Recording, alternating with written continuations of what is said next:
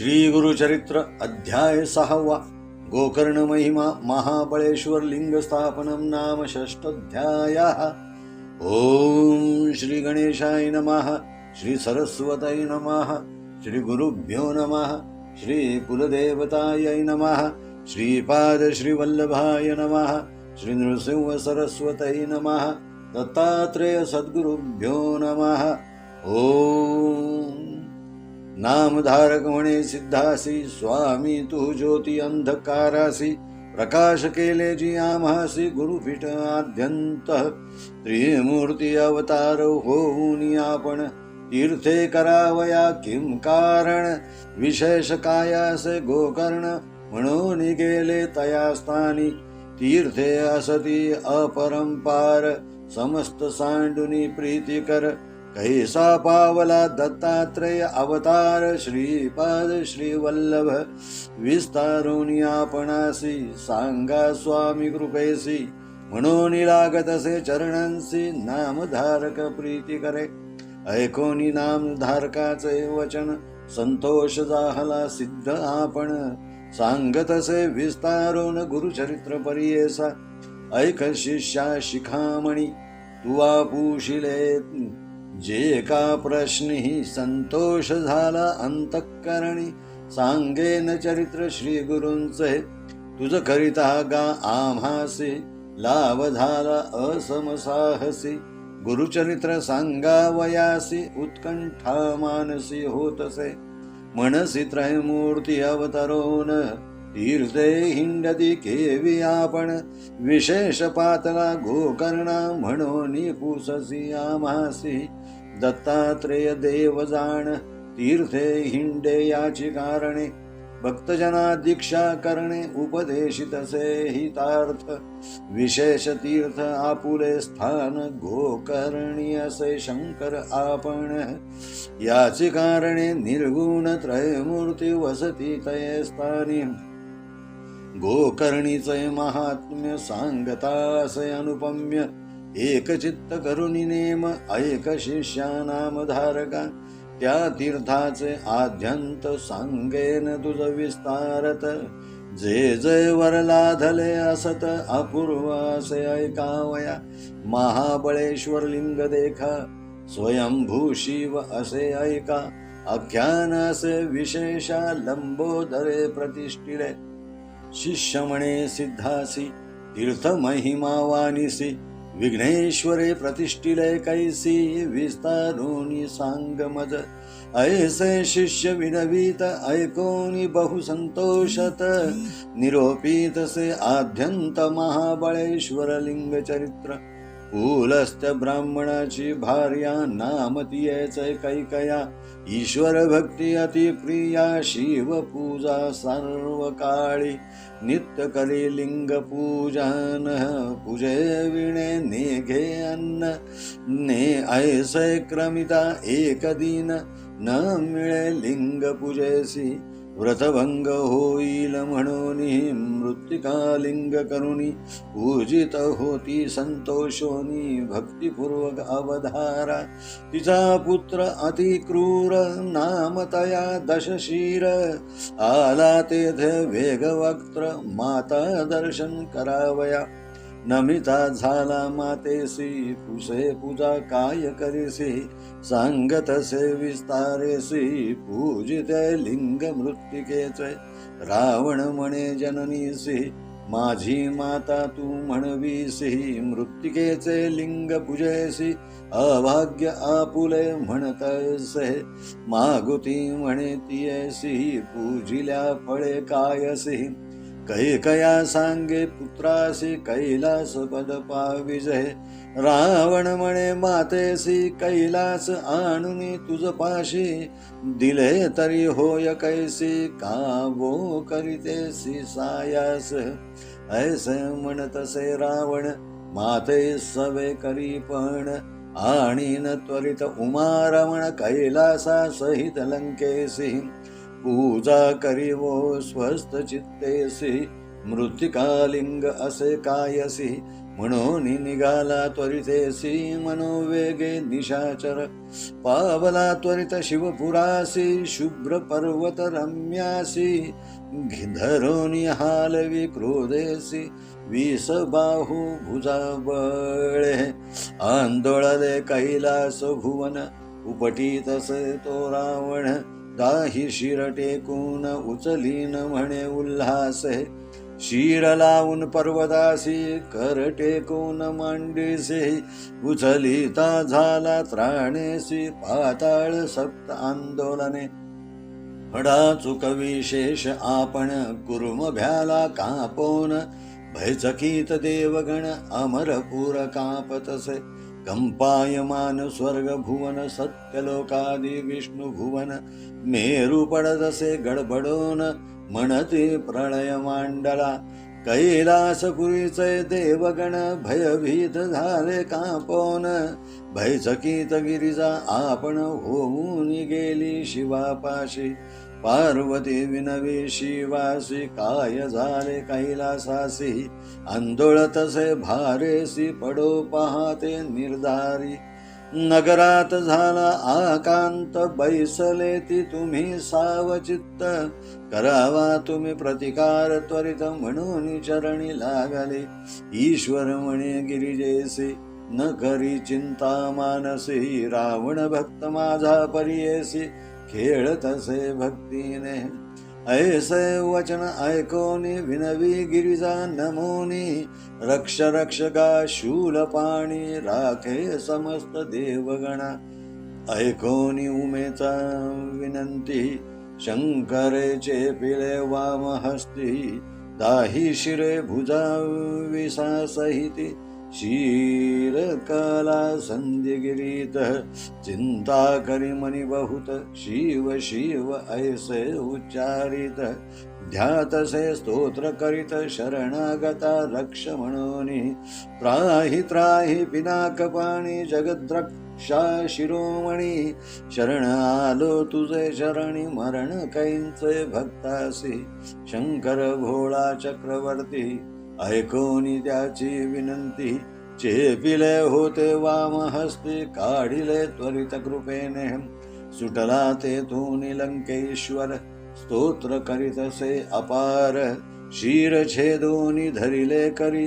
तंतुलाविले निज अंत्रे वेद सहस्र एकवटूनी वर्ण क्रमादि विस्तारोनी सामवेद अतिगायनी समस्त रागे गातसे गणरसस्वर युक्त गायन करी लंकानाथ त्यांचे नामे विख्यात सांगेन ऐका एकचिद्दे 8 गण विख्यात उच्चारितसे लंकानाथ म गण ब्राह्मण प्रख्यात न गण क्षत्रिय विनयेसी भगण वैश्य ध्यानेसी यगण शूद्र वंश परियेसी जगण दैत्य कुळेसी रगण प्रेत राक्षस तगण सगण तुरंग रूपेसी 8 गण परियेसी विस्तारित गायनेसी लंकापती रावण गायन करीत नवरसेसी नावे सांगेन परियेसी शांत भयानक अद्भुतेसी शृंगार हास्य करुण रसे रौद्र वीर बिभत्सेसी गायन करी अति उल्हासी वेणु वाजवी सप्तस्वरेसी ध्यानपूर्वक विधीसी जम्बुद्वीपवास जासी षड्जस्वर नाम परियेसी कंठीहुनी उपज जासी मयूरस्वरे आलापित उत्तम याती उपजत्यासी गिर्वाण कुळी ब्रह्मवंशी पद्मपत्र वर्ण परियेसी वन्य देवता शृंगार रसे द्वितीय स्वर ऋषभासी जन्म प्लक्ष द्वीपासी उपज हृदय स्थानेसी चाशस्वर ऋषिकूळ प्रख्यात जन्म क्षत्रिय वंशी विराज वर्ण यमदेवतेसी क्रीडाद्भुत रस ऐसी वीणा वाजवी रावण तृतीय स्वर गांधारेसी गायन करी लंकाधीशी कुशद्वीपवास जासी नासिकस्थान अवधारा अजस्वर आलाप त्यासी गिर्वाण कुळ वैश्यवंशी सुवर्णवर्ण कांतीसी चंद्रदेवता अद्भुत रसे मध्यम स्वर चतुर्थक क्रौंच द्वीपवास ऐक पूरस्थान उच्चारी सुखे क्रौंच स्वरे आलापित गिर्वाण कुळ ब्रह्मवंश कुंदवर्ण रूप सुरस ध्यान करे लंकाधीश लक्ष्मी देवता करुण रसे शाल्मली द्वीप भूमीसी जन्म पंचम स्वरासी कंठीहून उपजनादासी कोकिळा स्वरे गातसे ध्यान करीतया स्वरासी उपज झाला पितृवंशी कृष्णवर्ण रूप त्यासी गणनाथ देव हास्यरसे श्वेतदीप जन्म ख्यात स्वर असे नाम दैवत ललाट स्थान नाद व्यक्त धरदूर स्वरे आलापी देखा ऋषी कुळ उत्तम वंशी जन्म आहे ध्यानेसी पीतवर्ण रूप त्यासी नारद गणेश देव देखा ऐसे दैवत स्वरासी बिभत्सरस अति उल्हासी गायन करी भक्तीसी लंकानाथ शिवा प्रती पुष्कर द्वीप उपज जासी निषाद स्वर नाम परियेसी उत्पत्ति तालव्य संधीसी अस्ति स्वरे गातसे असुर वंश वैश्य कुळे कल्प शुद्ध वर्ण पाटली तुम्बर मुनि देवता जवळी सूर्य देवता अवधारी भयानक रसे देखा चर्ची व्याकुळ असे निका येणे परी सप्त स्वरिका गायन करे लंकानाथ राग सहित रागिणींसी गायन करी सामवेदासी श्रीरागादी वसंतासी आलाप करे दशशीर भैरवादी पंचम रागे नट नारायण मेघरागी गायन करी अभ्यास योगी लंकानाथ शिवा प्रति गौडी कोल्हाळी आंधाळी द्रविड रागी कौशिक माळी देव गांधार आनंद लीळे गायन करी लंकानाथ धना प्रिया वराडी से रामक्रिया मंजरी से गौड क्रीदेशाक्षी हारी से गायन करे लंकेश्वर भैरवी गुर्जरी सहित वेळावली राग ललित कर्नाटकी हंस युक्त गायन करी दशशीर त्रोटकी मोटकी देखा टंकाक्षी सुधा नाटिका सैंधवी मालवी ऐका गायन करी लंकानाथ बंगाली राग सोराटी से काम बोध मधुमाधवी से देवा क्रिया भूपाळी से गायन करी दशानन राग वल्लभ माधुरी से रावेरी राग हर्षी विहंगदात्री चंडी से वस विजादी रागाने शीर कापून आपुले देखा यंत्र केले कर कमळिका नर काढून तंतुका रावणेश्वर गातसे समया समयी आलापन करी दशशीर आपण प्रातःकाळी करी गायन अष्टरागे परियेसा मध्यम राग वेळोवली दशाख्य भैरवी भूपाळी मल्हार धना श्री बंगाली प्रातःकाळी गातसे बराडी ललिता गुर्जरीसी गौडक्री आहिरी कौशिकेसी माध्यान्ह समयी गायनासी रावण करी परियेसा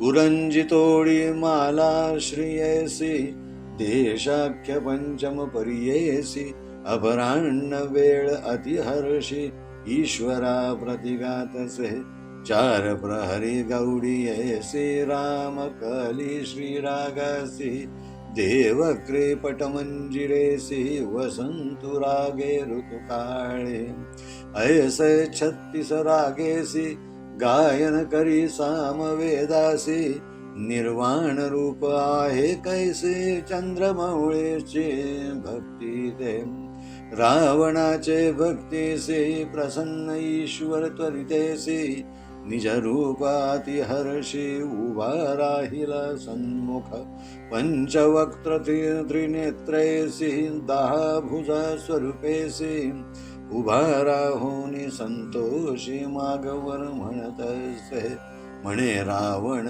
शिवासी काय मागावे तुझपाशी लक्ष्मी माझे घरची दासी 8 निधी माझे द्वारी चतुरानन माझा ज्योतिषी 33 कोटी देव हर्षी सेवा करिता ती आमासी सूर्य चंद्र वरुण वायू अग्निसारिका सेवा करी वस्त्रे धूतसे अतिकुसरी यम माझा आज्ञाधारी निरोपा वेगळान मारी कवणा इंद्र पराभविता पुत्र कुंभकर्णा सारिका भ्रात्र स्थान माझे समुद्रात कामधेनु माझ्या घरी 6 कोटी आयुष्य मज समान नाही दुजा आलो असे याची काजा कैलास नेईन लंकेसी व्रत असे जननीसी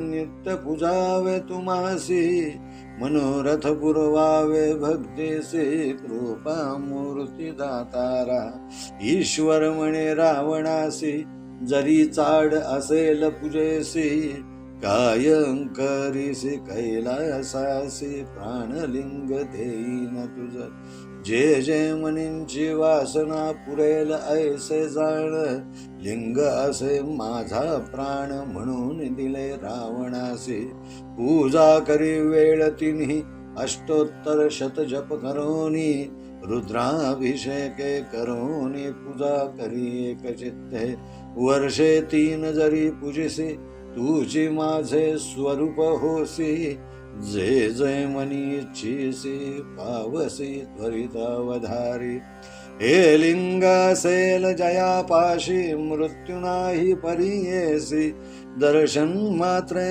नित्य दोष त्वरित जातील अवधारी ठेवू नको भूमीवरी जव पाविजे तुझी नगरी वर्षे 3 पूजा करी तूच ईश्वर होशील वरू लाधला लंकेश्वरू केला साष्टांग नमस्कार निरोप दिदला कर्पूर गौरू निघाला त्वरित लंकेसी इतुके होता अवसरी नारद होता ऋषेश्वर निघोन गेला वेगवत्तर अमरपुरी इंद्र भुवना नारद म्हणे इंद्रासी काय स्वस्त चित्ते बैसलासी अमरत्व दिदले रावणासी लक्ष्मी नेली आजी तुमची चिराय झाला लंकेश्वर प्राणलिंग दिदले कर्पूर गौरे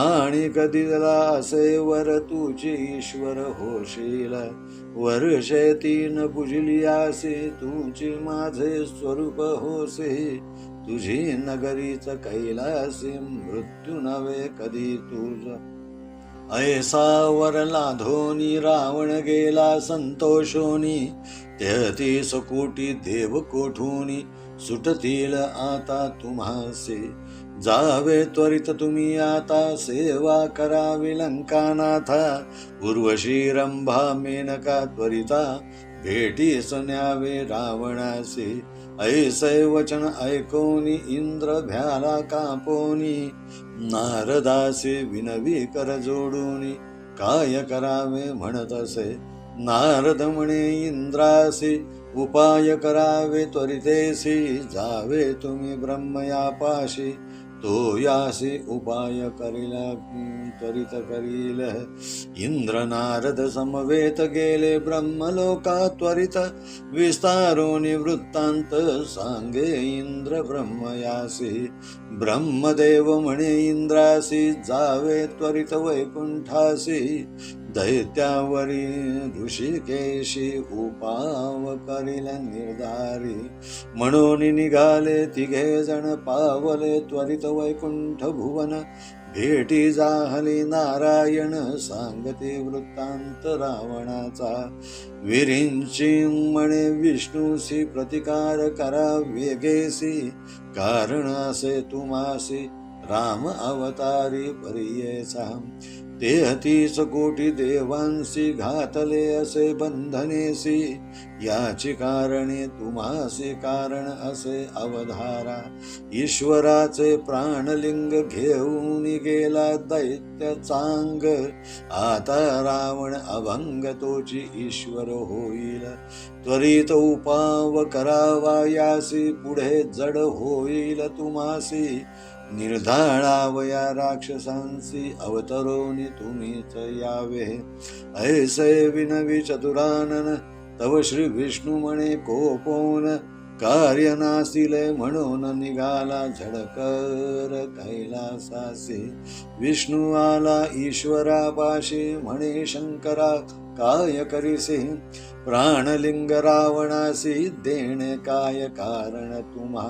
रावण क्रूर महादैत्य सूरवर सकळ त्याचे भृत्य.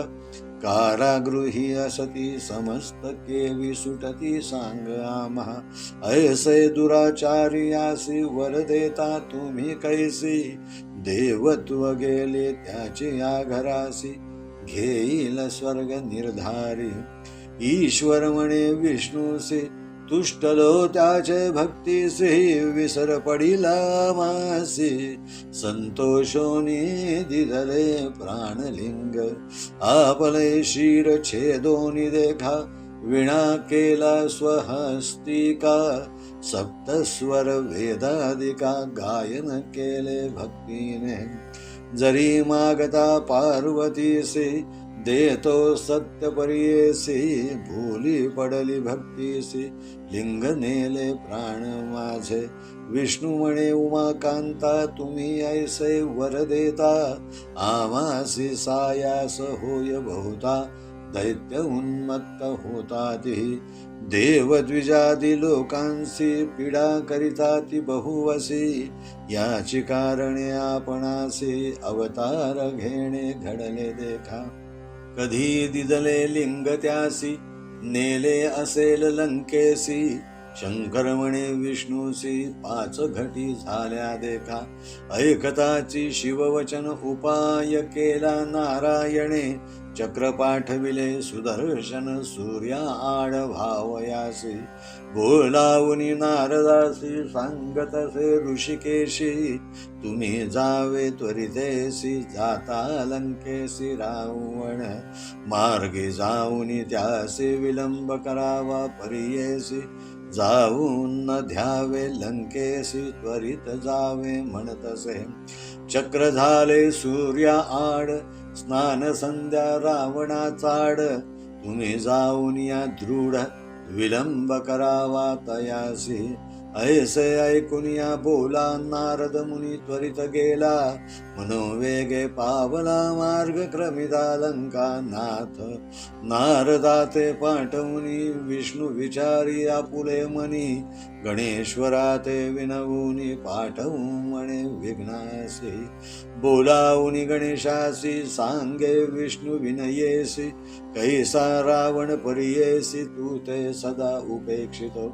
सकळ देव तुझ वंदिती त्यांचे मनोरथ पुरती.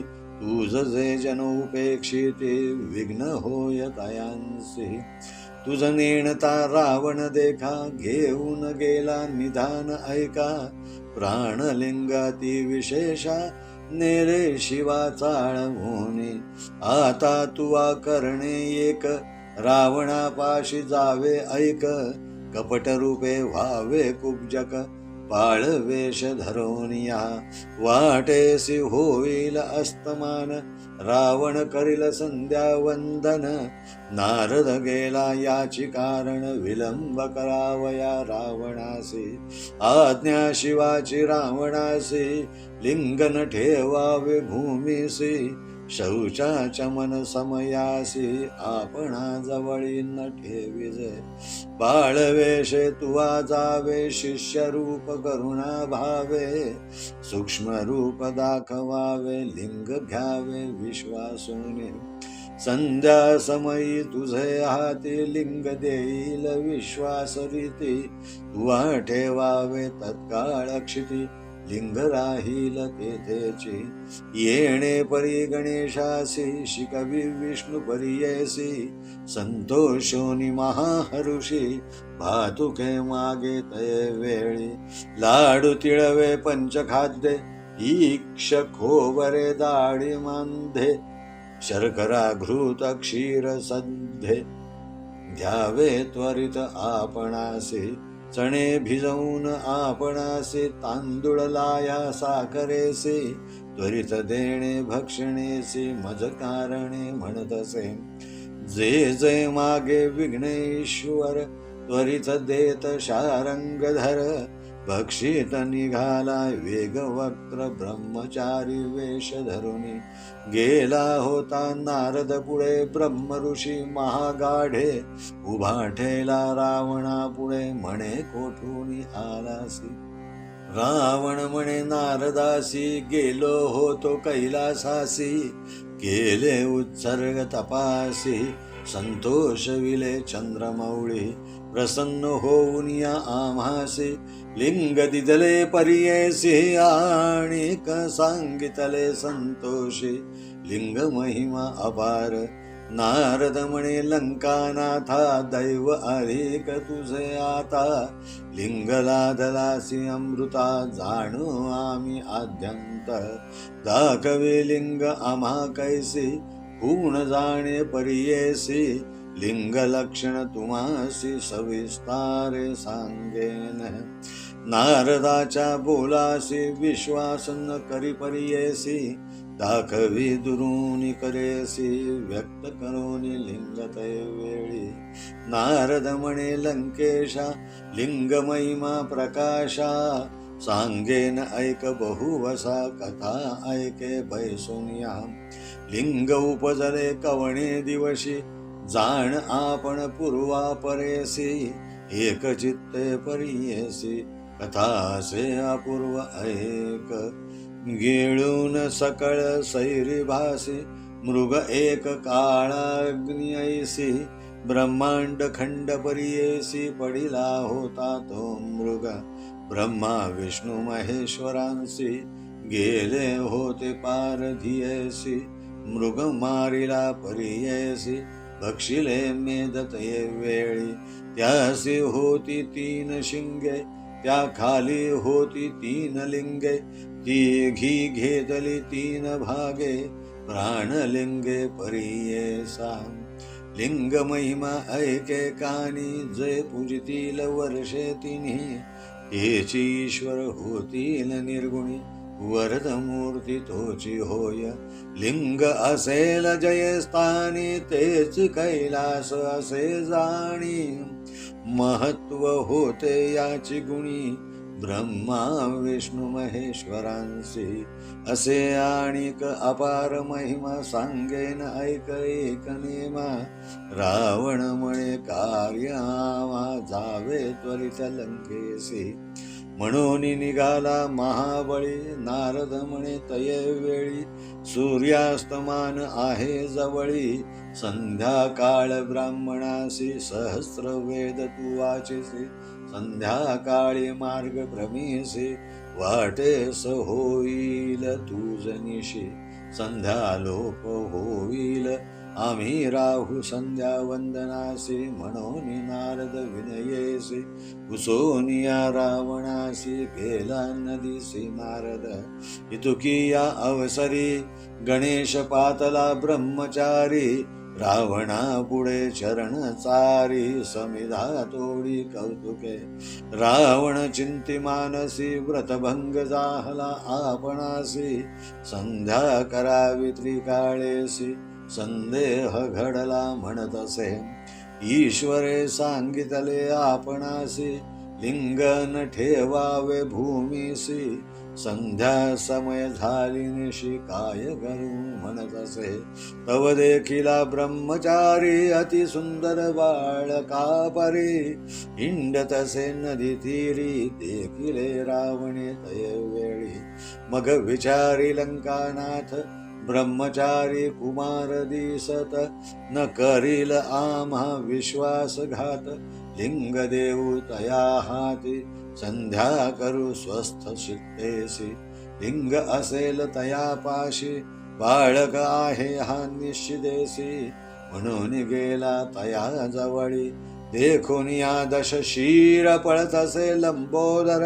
रावण झाला द्विजवर अभय म्हणत गेला जवळी रावण पुसे तयासी तू कवण सांग आम्हासी माता पिता कवण तुझसी कवण कुळी जन्म तुझा ब्रह्मचारी म्हणे रावण का आई तुके पुससी किम कारण अमुचा बापे तुझ ऋण काय देणे सांग मज सोनिया लंकेश्वर लोभे धरिला त्याचा कर सांग बाळा कवणाचा कुमार प्रीती भावे पुसतो मी ब्रह्मचारी म्हणे रावणासी अमुचा पिता काय पुससी जटाधारी भस्मांगेसी रुद्राक्षमाळा असे देखा शंकर म्हणिजे नाम तयासी भिक्षा मागे अहर्निशी वृषभारूढ उमा सरसी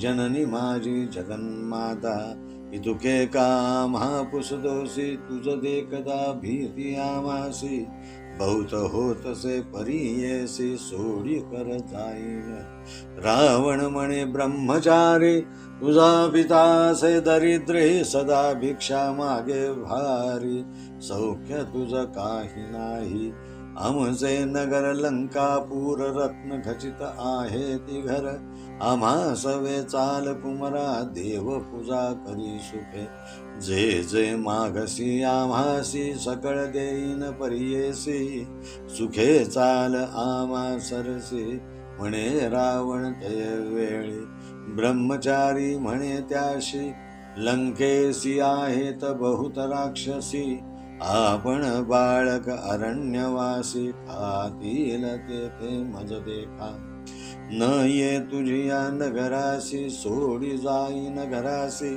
क्षुधे पिडिलो बहुवसी म्हणून बक्षितो भातुके इतके ऐकोनी लंकानाथ त्या बाळका ते संबोखित लिंग धरी ऐसे म्हणत संध्या करीन तववरी बाळक विनवी तयासी न धरी लिंग परियेसी ब्रह्मचारी आपण अरण्यवासी उपद्रवू नको म्हणतसे तुझे लिंग असेल जड आपण बाळक असे वेडे घे लिंग जाई सोड धर्म घडेल तुम्हासी नाना परी संबोखित लिंग देत लंकानाथ संध्या करण्या आपण त्वरित समुद्र तीरी बैसला ब्रह्मचारी थडीसी उभा विनवीतसे रावणासी जड झाली आपणासी ठेवीन त्वरित भूमीवरी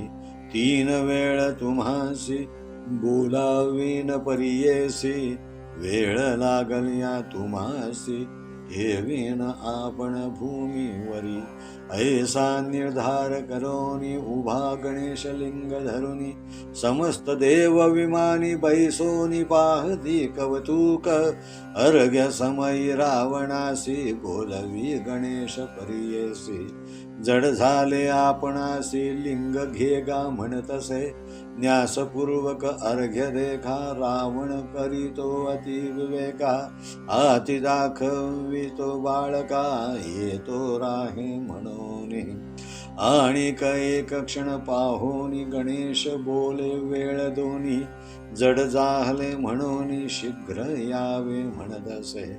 न ये रावण ध्यानस्थ गणेश असे उच्चारित, समस्त देवी साक्षी करीत लिंग ठेविले भूमीवरी. श्री विष्णू ते स्मरोनी लिंग ठेविले स्थापुनी, संतोष जाहला गगनी पुष्पे वर्षदे सुरवर. अर्घ्य देऊनी लंकेश्वर निघून आला वेगवत्तर, मग देखिले लिंग तत्र तव भूमीवरी ठेविले असे. आवेशोनी रावण देखा टोले मारी गणनायका, हास्य वदने रडे तो देखा भूमीवरी लोळत असे. म्हणे माझ्या पितयासी सांगेन आता त्वरितेसी, का मारिले बाळकासी म्हणून निघाला रडत देखा. मग रावण काय करी लिंग धरुनी दृढ करी, उचलू गेला नाना परी भूमी सहित हालत असे. कापे धरणी तया वेळी रावण उचली महाबळी, न ये लिंग शिर आफळी महाबळी राहिला. नाम पावले याची कारणे महाबळेश्वर लिंग जाणे, मुरडोनी ओढिता रावणे गोकर्णाकार जाहले देखा. ऐसे करुणी लंकानाथ गेला मागुती तप करीत, ख्याती झाली गोकर्ण क्षेत्र समस्त देव तेथे आले. आणिक असे अपार महिमा सांगता असे अनुपम, स्कंद पुराणी असे विस्तीर्ण महिमा, ख्याती असे त्रिभुवनी. ऐकोनी शिष्य गुरुच्या बोला, नामधारक संतोषला पुनरपि चरणा लागला. म्हणे सरस्वती गंगाधरी इति श्री गुरुचरित्रामृते परमकथा कल्पतरौ श्री नृसिंह सरस्वती उपाख्याने सिद्धनामधारक संवादे गोकर्ण महिमा महाबळेश्वर लिंग स्थापनम नाम षष्ठोऽध्यायः. श्री गुरुदेव दत्तात्रयार्पणमस्तु. ओवी संख्या 192. यथार्थ श्री गुरुचरित्र. श्री गोकर्ण महात्म्य. रावणाची शिव आराधना. श्री गणेश द्वारा श्री महाबळेश्वर लिंग स्थापना नाम अध्याय 6. श्री गोकर्ण महात्म्य. सिद्ध मुनींना नामधारक सरस्वती म्हणाले, हे गुरुवर्य, हे स्वामी, तू अंधकारात प्रकाश टाकणारा आहेस.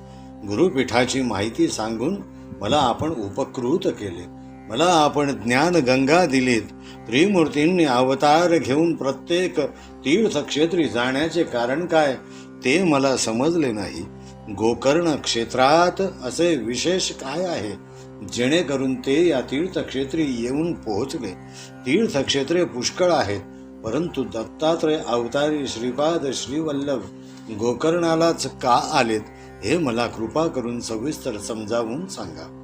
असे म्हणून नामधारकाने सिद्ध मुनींच्या चरणांवर मस्तक ठेवले. हे नामधारकाचे वचन ऐकून सिद्ध मुनींना फारच संतोष झाला.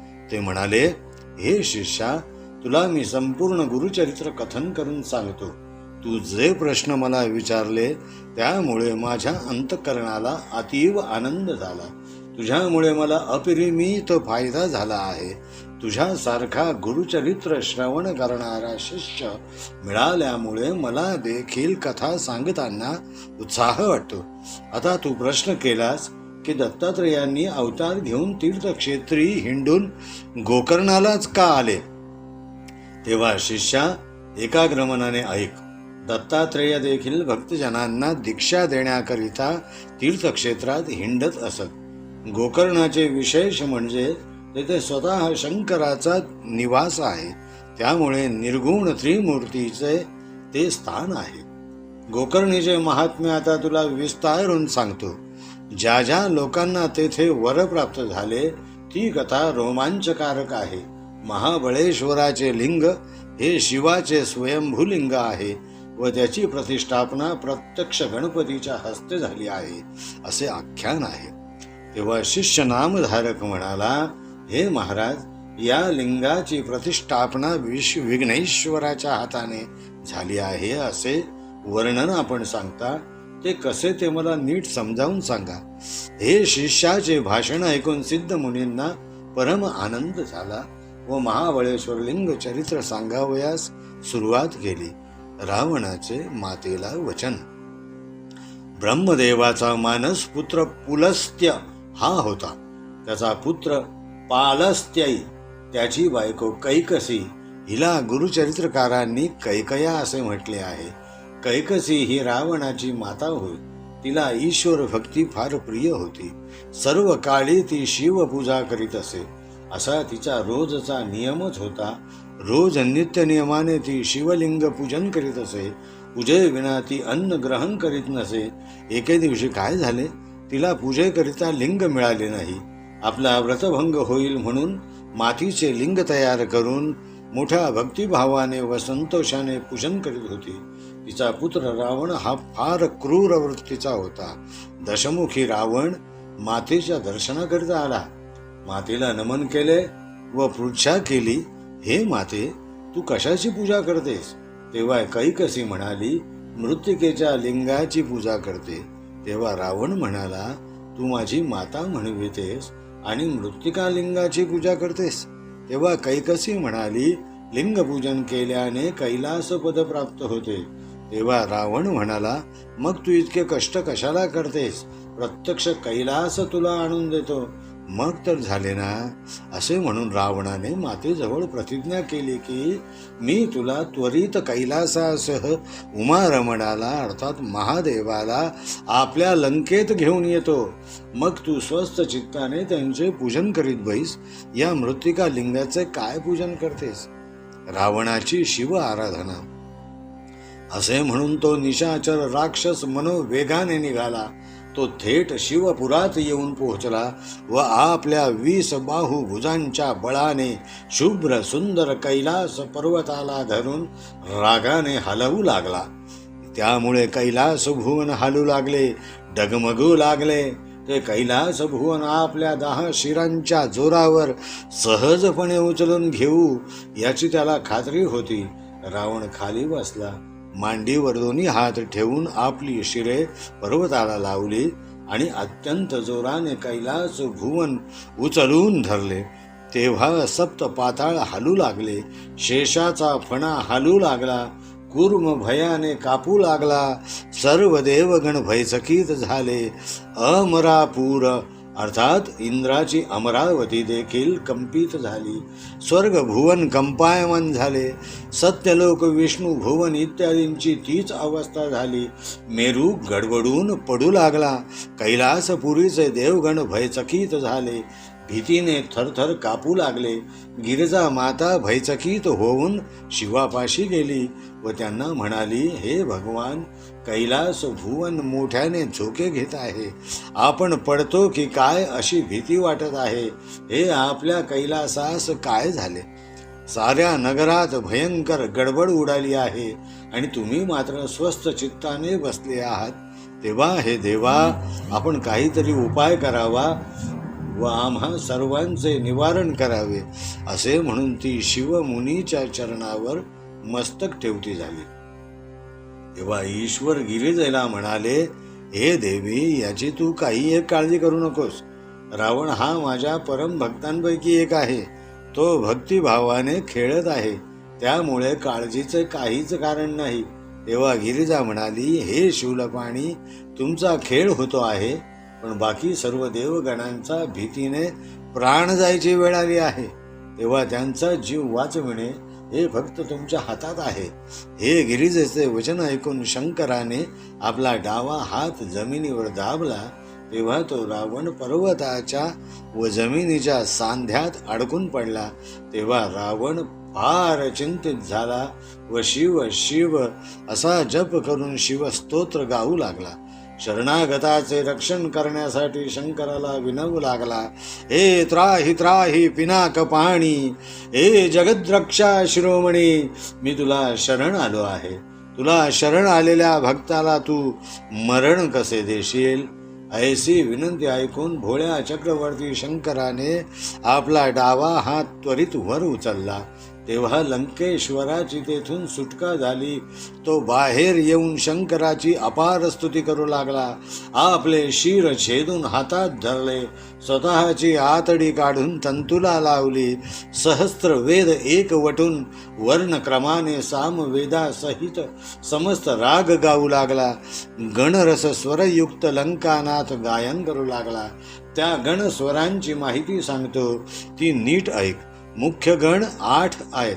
त्यांचा उच्चार लंकानाथाने केला.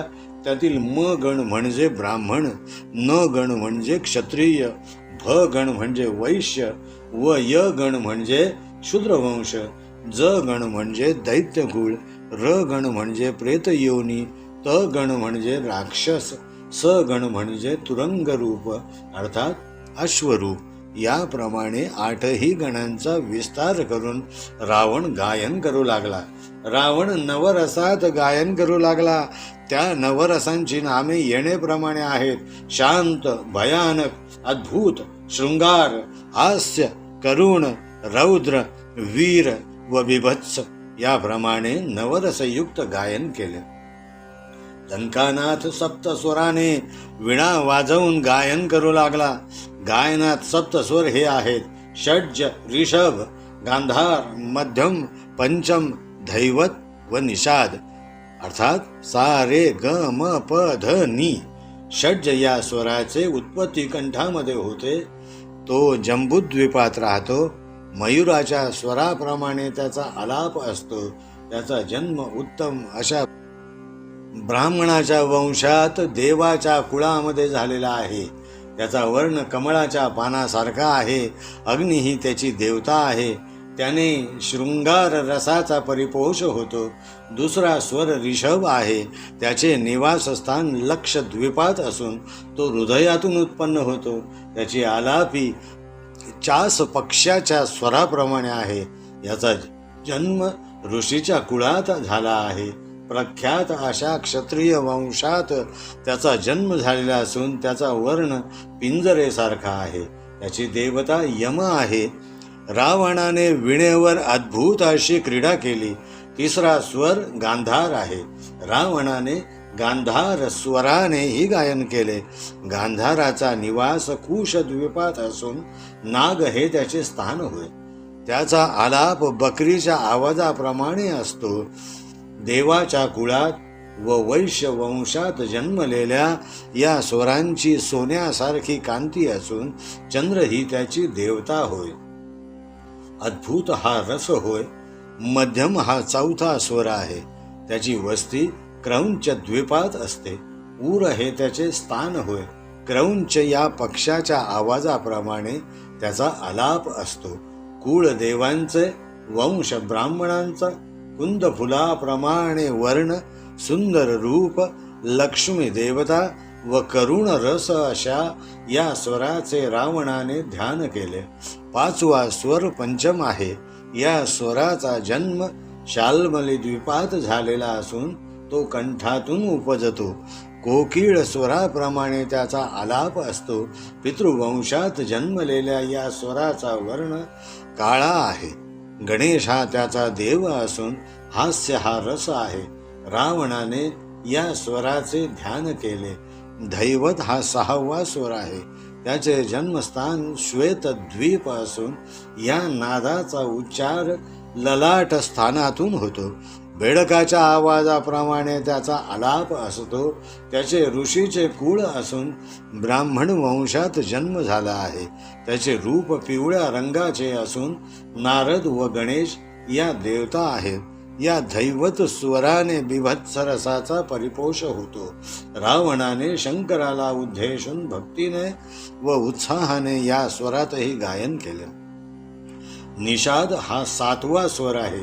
त्याची उत्पत्ती पुष्कर द्वीपात झालेली आहे. त्याचा उच्चार तालव्य संधीत होतो. भक्तीच्या आवाजासारखी त्याची आलापी आहे.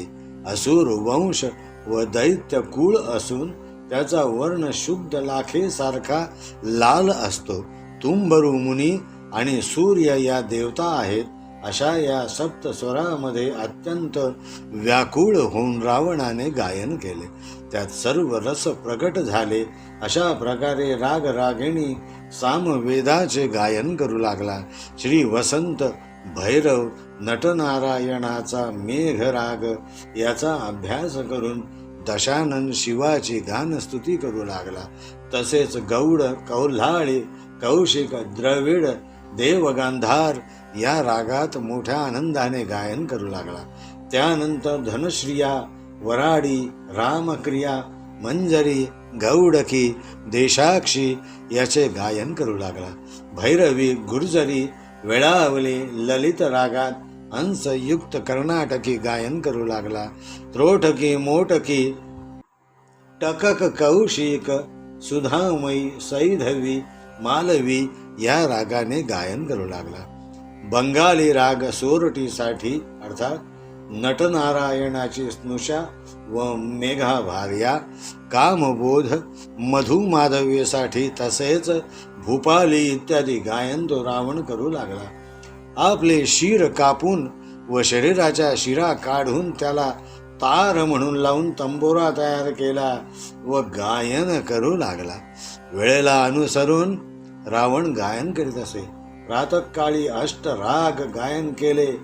बिला वेळी मध्यम राग, देशाख्य, भैरवी, भूपाळी, मल्हार, धनाश्री, बंगाली हे अष्टराग प्रातःकाळी गात असे.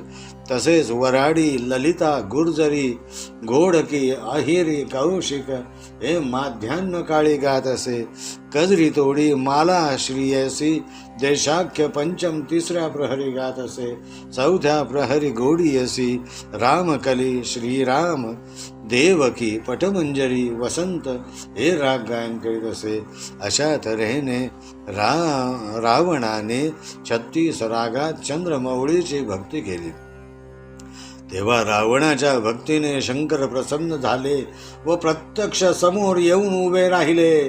पंचमुखी 10 भुजा व 3 नेत्र असलेला नीलकंठ प्रसन्न होऊन समोर उभा झाला व वर मागण्यास सांगितले. तेव्हा रावण म्हणाला, हे देवा, मी काय मागू? लक्ष्मी माझ्या घरची दासी आहे. अष्टप्रहर माझ्याच आज्ञेत असते. चतुरानन ब्रह्मदेव हा माझा ज्योतिषी. 33 कोटी देव मोठ्या हर्षाने माझी सेवा करतात. सूर्य, चंद्र, वरुण, वायू, अग्निसारखे माझी सेवा करतात. अत्यंत कुशलपणे देव माझी वस्त्रे धुतात. यम माझ्या आज्ञेशिवाय कोणालाच मारित नाही. इंद्राचा पराभव करणारा इंद्रजीत सारखा माझा पुत्र आहे. कुंभकर्ण सारखा माझा भाऊ आहे. माझे स्थान समुद्रात असून माझ्या घरी कामधेनू आहे. मला 6 कोटी वर्षे आयुष्य आहे. माझ्यासारखा दुसरा कोणीच नाही. म्हणूनच मी कैलास पर्वत लंकेत नेण्यासाठी आलो आहे. तुमची रोज पूजा करण्याचे माझ्या आईचे व्रत आहे. तेव्हा हे महादेवा, तुझ्या भक्ताचे मनोरथ पुरवावे. श्री विष्णूचा श्री गणेशाला संदेश. तेव्हा महादेव म्हणाले, तुला पूजाच करावयाची आहे तर कैलासच कशाला पाहिजे? मी तुला माझे प्राणलिंग देतो. त्याची 3 वेळा पूजा करावी. 78 शत जप करावा. रुद्राभिषेक करून तू 3 वर्षे पूजा केलीस तर प्रत्यक्ष माझेच रूप होशील. जी जी तू इच्छा करशील ते तुला मिळेल. हे लिंग ज्याच्या जवळ राहील त्याला मृत्यू कधीच येणार नाही. या लिंगाच्या फक्त दर्शनाने देखील दोष नाहीसे होतात. तू लंकेला पोहोचेपर्यंत लिंग खाली ठेवू नकोस. अशा तऱ्हेने रावणाला वर मिळाल्यावर त्याने शंकराला नमस्कार केला व त्वरित लंकेला जाण्यासाठी निघाला. त्यावेळी नारद मुनी हे सर्व पाहत होते. तेव्हा त्वरित तो इंद्राच्या अमरापुराला गेला. तो इंद्राला म्हणाला, तुम्ही स्वस्थ काय बसलात? तुमची लक्ष्मी रावण घेऊन गेला. त्याला अमरत्व प्राप्त झाले आहे. शंकराने त्याला प्राणलिंग दिले आहे व 3 वर्ष पूजा केल्यास तू ईश्वर होशील असा वर दिला. आता 33 कोटी देव कुठून सुटतील? तुम्हा सर्वांना रावणाच्या सेवेत राहावे लागेल. रंभा, मेनका व उर्वशी यांना त्वरित त्यांच्या भेटीस घेऊन जावे लागेल. तेव्हा इंद्र घाबरला. दोघेही ब्रह्मदेवाजवळ गेले. त्यांना ही कथा सांगून त्वरित उपाय विचारला. तेव्हा ब्रह्मदेव म्हणाले, त्वरित वैकुंठास चला. फक्त ऋषिकेश दैत्यावर उपाय सुचवू शकतात. ते तिथे वैकुंठ भुवनास येऊन पोहोचले व नारायणास सर्व हकीकत सांगितली. म्हणाले, हे देवा, त्वरित काहीतरी उपाय योजावा, कारण राम अवतारात तुम्हालाच त्रास होणार आहे. रावण ईश्वराचे प्राणलिंग घेऊन गेला आहे. तो शाश्वत होईल, ईश्वर होईल. तेव्हा त्वरित उपाय करावा. हे ऐकून विष्णूंना फार राग आला. ते त्वरित कैलासात येऊन पोहोचले व म्हणाले, हे महादेवा, प्राणलिंग रावणास देण्याचे कारण काय? रावण महाक्रूर आहे. सकल सूरवर त्याची चाकर होऊन त्याच्या नियंत्रणाखाली आहेत. ते आता कसे सुटतील? तेव्हा शंकर म्हणाले, रावणाची भक्ती पाहून माझा मलाच विसर पडला. त्याच्या भक्तीवर खुश होऊन त्याला मी प्राणलिंग दिले. त्याने आपले शिर छेदून स्वहाताने विणा केली. सप्त स्वरात वेदाधिकाचे भक्तीने गायन केले. त्याला मी लिंग दिले तेव्हा मला माझा इतका विसर पडला होता की आत्मलिंगच काय, पण प्रत्यक्ष पार्वतीला मागितले असते तरी मी त्याला पार्वती दिली असती. तेव्हा विष्णू म्हणाले, हे उमाकांत, तुम्ही असे वर देता म्हणूनच दैत्य उन्मत्त होतात व याचा आम्हाला त्रास होतो. सर्व देवा द्विजाकांना या अशा राक्षसांपासून त्रास होतो. मग आम्हाला त्यासाठी पृथ्वीवर अवतार घ्यावा लागतो. तुम्ही त्याला लिंग केव्हा दिले? तो तर आता पावेतो लंकेला देखील पोहोचला असेल. तेव्हा शंकर म्हणाले, आता 5 घटीचा अवकाश झाला आहे. श्री गणेश मोहिमेवर रवाना. हे शिव वचन ऐकून नारायणाने आपले सुदर्शन चक्र सूर्या आड व्हावयास पाठविले. सायंकाळ होत आहे असा आभास निर्माण करण्यासाठी. त्वरित नारदाला बोलावून सांगितले, रावण लंकेत लिंग घेऊन निघाला आहे. ताबडतोब जाऊन त्याला गप्पा गोष्टीत रमवून लंकेला पोहोचण्यास जास्तीत जास्त विलंब होईल अशी उपाययोजना करावी. मी माझे सुदर्शन सूर्या आड केले आहे. रावण त्रिकाळ स्नान संध्या करतो तेव्हा एवढे काम करावे. हे ऋषिकेशाचे वचन ऐकून नारद मनोवेगाने लंका नाथाच्या मागे गेला. तेव्हा महाविष्णूने थोडा विचार केला. रावणाला आत्मलिंग लंकेला नेण्यासाठी विघ्न आणण्याचे काम फक्त गणेशच करू शकेल. तेव्हा ऋषिकेश गणेशाला म्हणाले, हे गणेशा, तू रावणाला चांगल्या प्रकारे ओळखतोस. सर्व देव तुला प्रथम वंदन करतात. त्यामुळे त्यांचे काम सफल होते.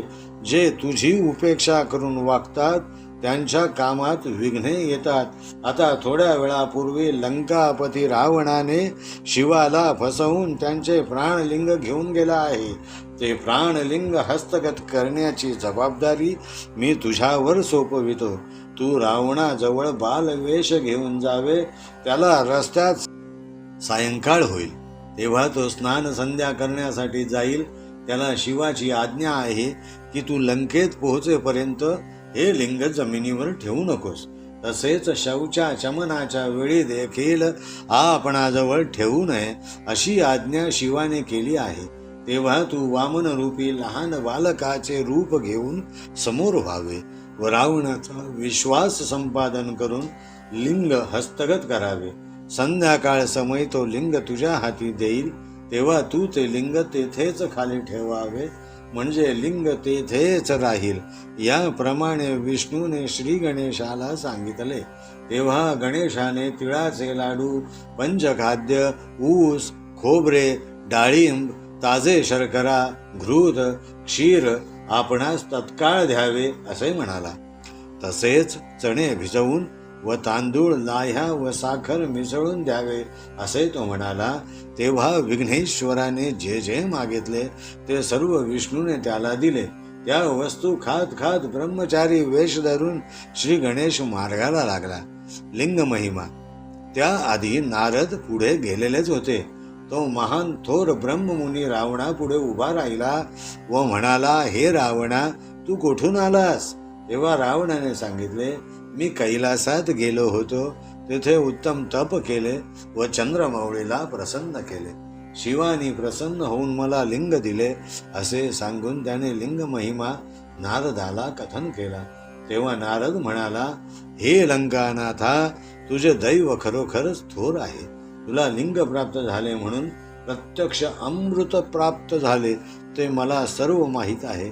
मला ते लिंग दाखव. त्याची खूण मला माहीत आहे. त्याचे लक्षण मी तुला विस्तारून सांगतो. पण नारदाच्या वचनावर रावणाचा विश्वास बसला नाही. दुरून आपल्याच हातात ठेवून लिंग उघडे करून नारदाला दाखविले. नारद म्हणाला, हे लंकेशा, मी तुला लिंग महिमा सांगतो ते ऐक. त्याची एक अपूर्व कथा आहे. ते कसे उपजले त्याची कथा मी पूर्वीपासून जाणतो. ती नीट ऐक. काळासारखा एक महाभयंकर मृग होता. त्याने सर्व सवैरिवांना गिळून घेतले व तो ब्रह्मांड खंडाच्या पूर्वेस पडलेला होता.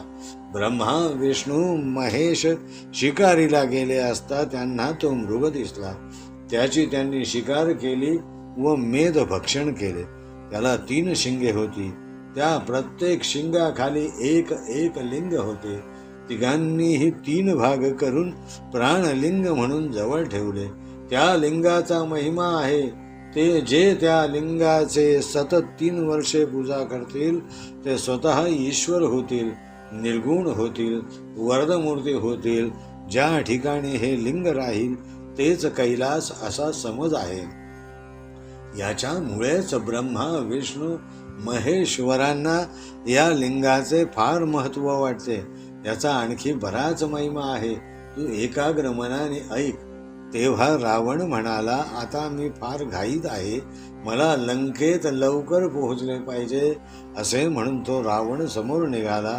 तेव्हा नारद म्हणाला, आता सूर्यास्त होत आहे. तू एवढा कर्मठ ब्राह्मण जो सहस्र वेद वाचतो, पण तुला एक साधी गोष्ट माहीत नाही. संध्याकाळी तू कसा काय प्रवास करतोस? वाटेत रात्र होईल. मी येथेच थांबणार आहे. सायं संध्या व नित्याचे कर्म मी उरकून घेतो. असे मोठ्या विनयाने सांगून नारद संध्यादी कार्यक्रमासाठी नदीवर निघून गेला. श्री गणेश द्वारा श्री लिंग स्थापना.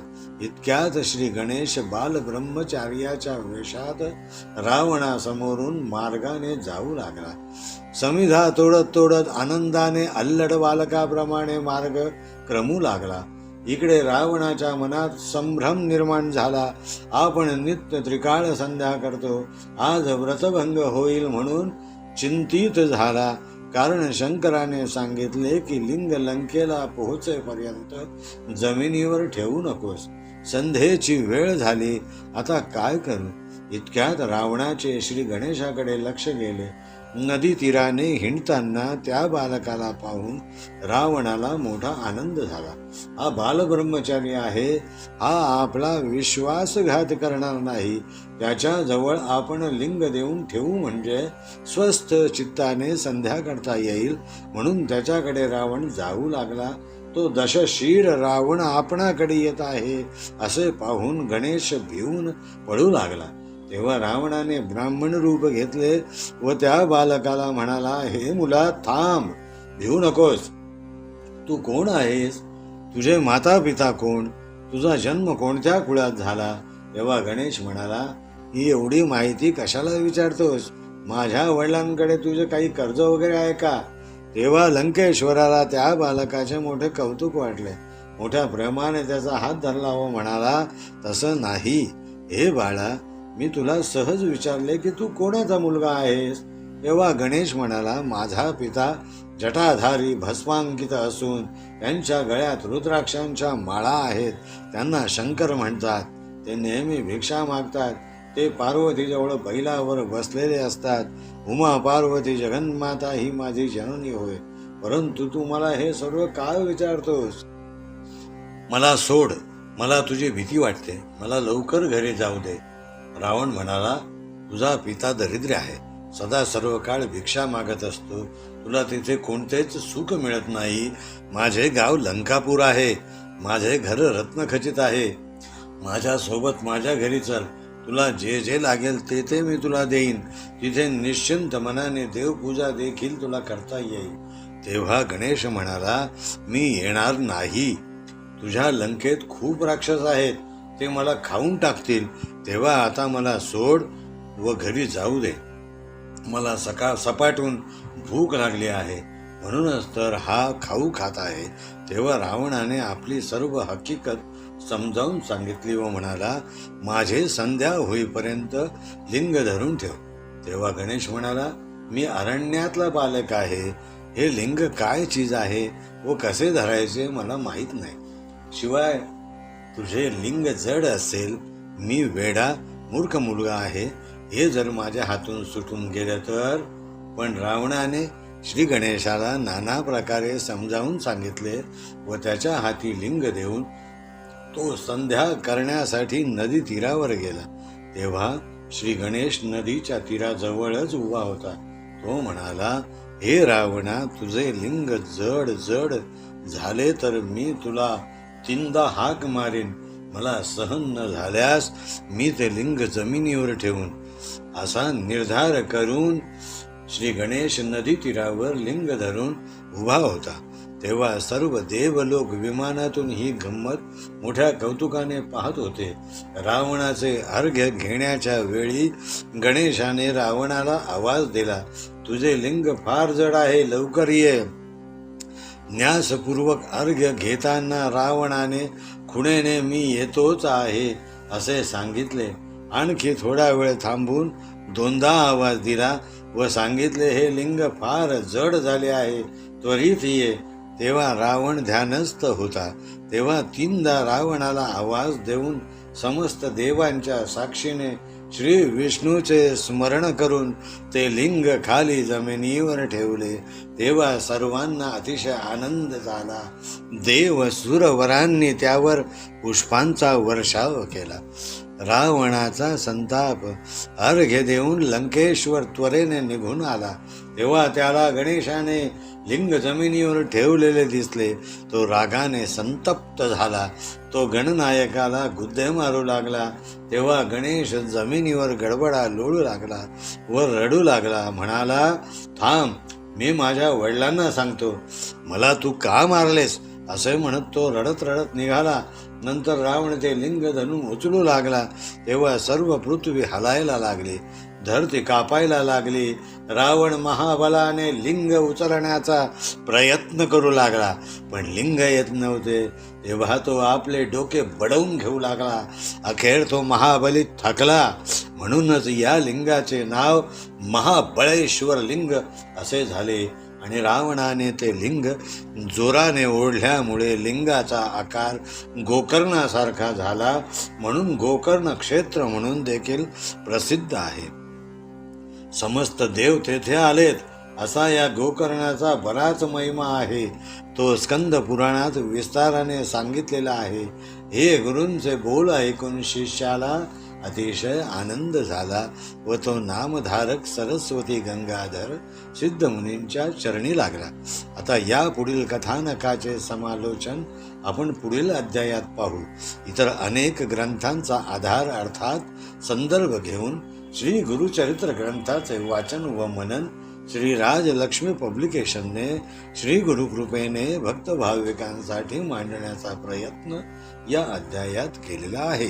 सर्वांचे मनपूर्वक आभार आणि धन्यवाद. इति अध्याय 6. ओम तत्सत.